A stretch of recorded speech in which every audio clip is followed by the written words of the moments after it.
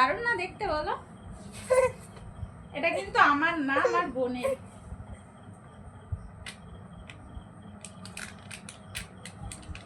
তিন চার দিন ধরে ভাবছি লক্ষ্মী প্রতিমা দেখতে যাব, কিন্তু হয়ে উঠছে না, মানে যেতেই পারছি না। কোনো দিন বৃষ্টি হচ্ছে তো কোনো দিন আমার বরের সময় থাকছে না, তো এই করে আর হচ্ছে না। অনেক রাত করে আসছে দোকান থেকে, তো সেই জন্য আর যাওয়া হয়নি। তো আজকে ফোন করে বলল তাড়াতাড়ি তোমরা রেডি হয়ে নাও তিনজনে।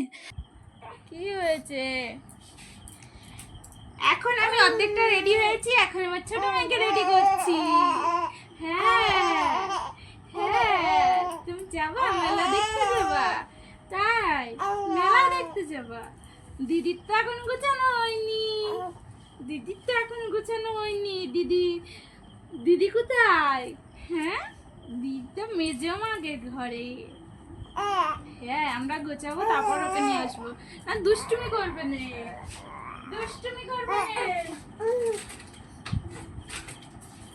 তুমি করবে না। না না, আমি তো এই চিরুনি আনতে গেছিলাম।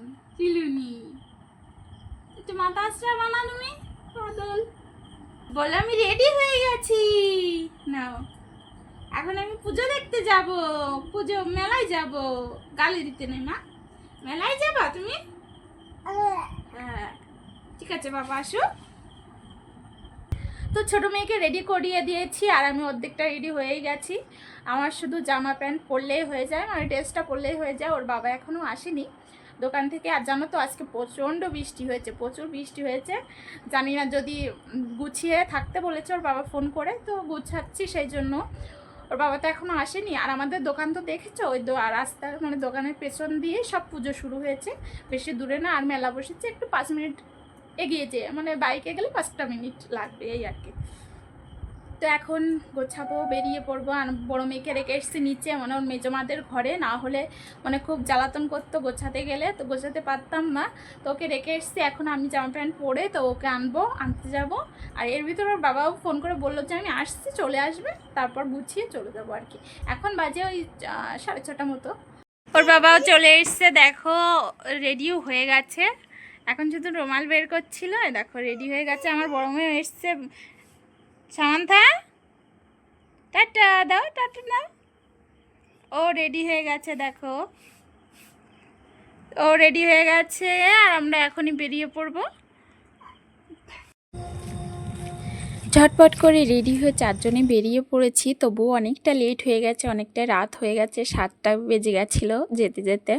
তো হয়তো আমাদের জন্য, বড়দের জন্য এটা কোনো রাতই নয়, কিন্তু ছোটদের জন্য, বাচ্চা নিয়ে যাওয়া, তো অনেকটা রাত হয়ে গেছে। তবু কি করব, রেডি যেহেতু হয়ে গেছি, দেখতে তো যেতেই হবে। আর এখন যদি না যাই 2-3 দিন পরেই মানে বিসর্জন দিয়ে দেবে, তো সেই জন্য বেরিয়ে পড়েছি। যাব করে তো অনেক দিনই যাওয়া হলো না, 3 থেকে 4 দিন হয়ে গেছে পুজো অলরেডি হয়ে গেছিলো। তো সেই জন্য আর ভাবলাম না, ঠিক আছে রাত হলেও যাব। তো এখানে দেখো চলেও এসছি। আর আমাদের এখানে না রাস্তার 2 পাশ দিয়ে, মানে 2 ধার দিয়েই পুজো হয়, লক্ষ্মী পুজো।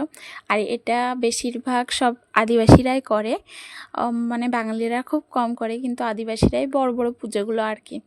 এমনি সবার বাড়িতেও হয়েই থাকে লক্ষ্মী পুজো, বাঙালি মানে লক্ষ্মী পুজো সবার ঘরে ঘরেই হয়ে থাকে, কিন্তু এরকম বড় করে মানে আদিবাসীরাই করে আমাদের এখানে। অন্য জায়গায় কি হয় জানি না, আমাদের এখানে করে আর কি। তো তারপর দেখো, এটা তো দেখেছি, পরে চলে যাচ্ছে আর একটা মন্দিরে বলতে আর একটা প্যান্ডেলে। তো এখানেও মায়ের মুখ দর্শন করে আবার বেরিয়ে পড়বো, কারণ আমরা মেলা দেখতে যাব। একটু সামনেই মেলাটা। এখানে আর একটা প্যান্ডেলও ছিল। আর এখানে সবাই রাস্তা দিয়ে না প্রচুর মানুষ মানে নাচ করছিল, প্রচুর গান বাজছিল, মানে কান মাথা পুরো ঝাঁঝালো হয়ে যাচ্ছিল, গানের এতটা শব্দ ছিল। তো এখানে এসে 2 মেয়েকে ফটো তুলে দিচ্ছিলাম একটু, আমরাও একটু কিছু ফটো তুলেছিলাম। তো সবাই ফটো তুলে এখান থেকে প্রতিমার মুখটা দর্শন করে আবার মেলায় ঢুকে পড়েছি, চলে এসেছি মেলাতে। বেশি দূরে না, আমাদের বাড়ি থেকে 5 মিনিটের রাস্তা, তবু আস্তে আস্তে অনেকটাই দেরি হয়ে গেছিলো, মানে সব প্রতিমা দর্শন করেছিলাম, তবু মানে অনেকগুলোই করা হয়ে ওঠেনি আর কি। তো তো কি করব, আর রাতও হয়ে যাচ্ছিলো দুই মেয়েকে নিয়ে, ওরা যেহেতু ছোট বেশি রাত করাও যাবে না, তো সেই জন্য চলে গেছিলাম মেলাতে, না হলে অনেকটা দেরি হয়ে যেত, মানে দেরি হয়ে যেত আর কি। তো এখানে দেখো প্রচুর প্রচুর মানে বাচ্চাদের খেলার জিনিস উঠেছিল, নাগরদোলনা। আমার বড় মেয়ে তো নাগরদোলনা ওঠার জন্য খুব মানে কান্না ধরে দিয়েছিল, তবে ওকে না ওঠায়নি। আর ওকে ওঠাতে গেলে আমাদের উঠতে হতো, আর ও ভয় পেত। এমনি তো দেখছে হয়তো কিছু মনে হচ্ছে না, উঠলে হয়তো কান্না করতো, আবার মানে নামবো নামবো করে হলো পাগল করে দিত ভয়তে। তো এখানে প্রচুর প্রচুর ফুচকার স্টল উঠেছিল, তারপর মানে চাউমিন, এগ রোল, সমস্ত রকমের খাবার দাবার এখানে উঠেছিল। ঘুগনি, মোমো, মানে মকটেল, প্রচুর প্রচুর খাবার জিনিসের দোকান উঠেছিল। আর হরেক মাল তো উঠবেই, মানে 10 টাকা, 20 টাকা, 100 টাকা, 50 টাকা, 40 টাকা, এগুলো তো উঠবেই, না উঠলে হয় বলো মেলাতে।